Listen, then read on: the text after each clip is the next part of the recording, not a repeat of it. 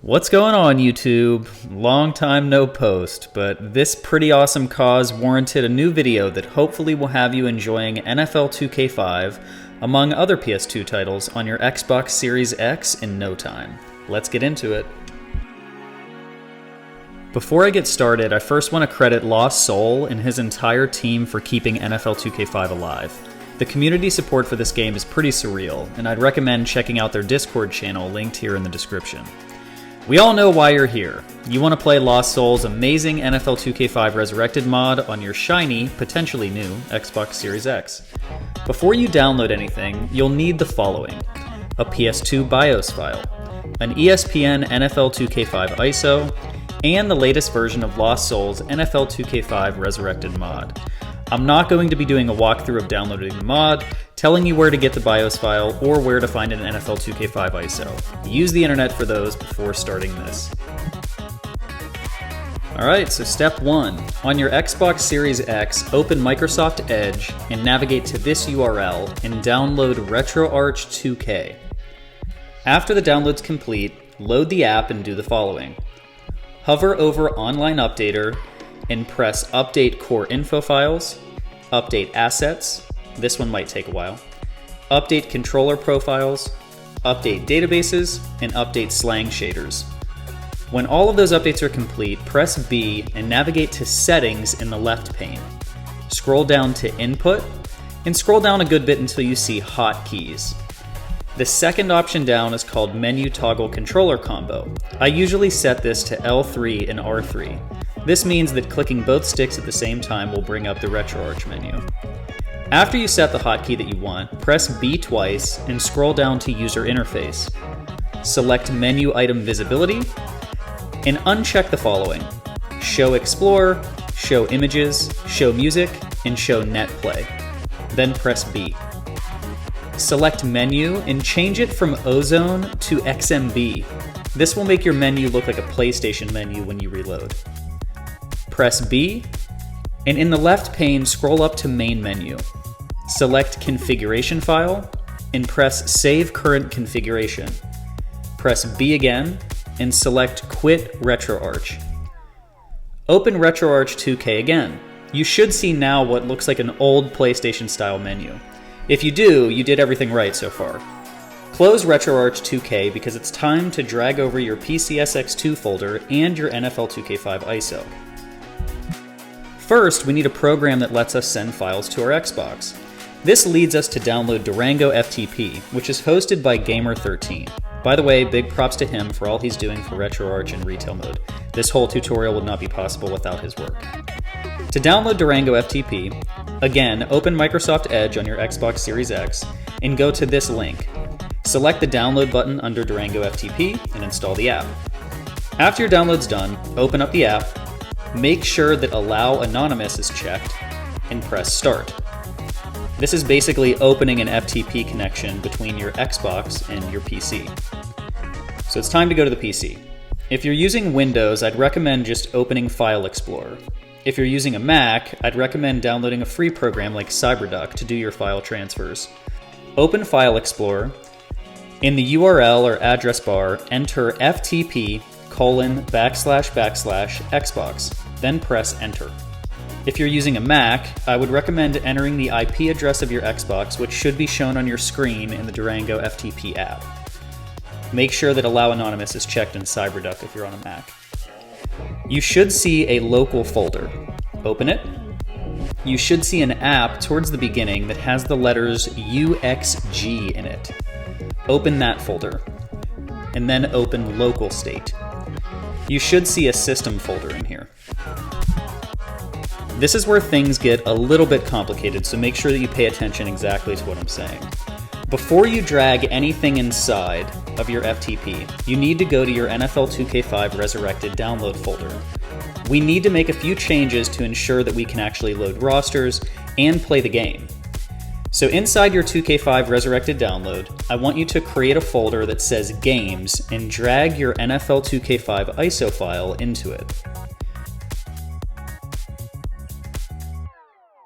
I want you to rename the folder that says PCSX2 _NFL2KR to PCSX2, all lowercase. It's important that the folder's exact name is PCSX2. Open up that folder. You should see a BIOS folder. Go ahead and open that. It's going to be blank because they're not going to provide you BIOS files. You have to get them on your own. Once you have your BIOS file, I need you to place the BIOS file inside of that BIOS folder. And once that's done, you should be able to drag over your entire PCSX2 folder. So this is going to be a pretty big folder. It's about 2 gigabytes. You need to drag that folder into the system folder that is on your FTP or your Xbox. So drag that over. That transfer is going to take probably 15 minutes, depending on your computer, depending on your internet speed. This is like one of the biggest transfers. There's one more big transfer and then you're pretty much done. But let that transfer complete. And once that transfer is complete, this step's a little bit weird, but go to your desktop on your computer and create another folder called PCSX2. So same thing, all lowercase, PCSX2. Inside of that folder, create 2 more folders. One called slot 1 with an uppercase S, and one called slot 2, also with an uppercase S. This is basically where you can put your memory card files. RetroArch on Xbox and PC is a little bit different with where they load those, so I want to make sure you guys actually get the rosters. If you go back to your 2K5 Resurrected download, you should see a mem cards folder. So this is how it's usually done on PC, but Xbox is a little bit different. Open up the mem cards folder and drag those 2, those are like 2 memory cards. Drag those 2 files into your slot 1 folder that you created on your desktop inside of the PCSX2 folder. So basically we're dropping 2 memory card files in so that you can transfer those to your console. And drag that PCSX2 folder from your desktop into saves. So basically, in that saves folder, you're going to have a PCSX2 folder, and inside of that, you'll have slot 1 and slot 2, and inside of slot 1, you should have your memory cards. Once that transfer finishes, which it should be very quick because memory card files are small, we're almost there, but we now need to transfer the game. And drag your games folder into local state. That transfer is going to take some time. The ISO is like, I think it's like 3.5, it's between 3.5 and 5 gigs. I'm not sure exactly how big it is. After that transfer finishes, you're done with your PC. So you can stop Durango FTP on your Xbox. You can close your PC. And we need to head over to the Xbox and essentially do our last bit of setup, which is setting up the settings. All right, so once you're on your Xbox, open up RetroArch 2K, scroll over to import content. It looks like a big plus sign on the menu. Choose the last option that says manual scan. This is the only scan that I can get to work on the Xbox. The rest kind of freeze it. Select content directory at the top, and then choose the last option. So this is actually going to take us to our local state folder. Scroll down, you should see the games folder that you created. Select it, and then press scan this directory. Scroll down to the bottom and select Start Scan. The scan should be really quick. So go ahead and scroll over to the last menu item in RetroArch, and you should see NFL 2K5. So select Run. It's going to ask you to associate a core to it. Scroll down and find Sony PlayStation 2, and then in parentheses PCSX2. Press A, and then press Run again. So now the game's actually going to boot up, but the settings are going to be pretty far off of like what you would ultimately expect playing on an Xbox Series X. Click L3 and R3, so this is that hotkey that we set earlier. That's going to bring up the RetroArch menu. And then from here, we can set up our settings that you can feel free to kind of play around with these. These are the settings that I've found the most success with so far, given where the RetroArch PCSX2 core is as of today. So go ahead and scroll down to Options and select System. Select your BIOS file. You can go ahead and check fast loading and fast boot.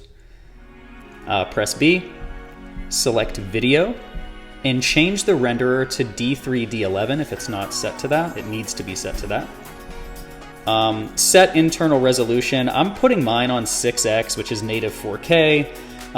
The performance is a little bit better if you set it to something like 1080p. Again, this is like totally your preference. De-interlacing mode I have set to automatic. Aspect ratio is set to widescreen 16:9. I have enable 60 FPS patches on. I have enable FXAA on. I've set this filtering option to 2x. And then I've left the rest to their default state. Go ahead and press B. Go down to memory cards, click slot 1, and select one of your memory card files that we transferred earlier. Mine's showing here in slot 2, but that's because I transferred mine there before recording this video. Then press B. And let's go to emulation. I've set speed hacks preset to very aggressive. Press B again. And then this part's really important. Scroll up to manage core options and press save game options. So that's gonna essentially save all the settings that we just made, or all the settings that we just changed, so that you don't have to do this again. You can go ahead and press B and then scroll over to the left of the RetroArch menu and press quit RetroArch. Now go ahead and open up RetroArch 2K again, and now when we load up NFL 2K5, it's going to be, in my case, 4K, looking beautiful, and it's going to be reading all of the custom textures that Lost Soul has in this iteration of the mod. So this is super exciting stuff. Again, huge credit to his team. There's so many people I could thank, essentially, for getting to this point, but it's pretty amazing that we can play NFL 2K5 right now in 4K in retail mode on Xbox Series X. I hope you guys enjoy it. Don't forget to subscribe and like the video. Thanks.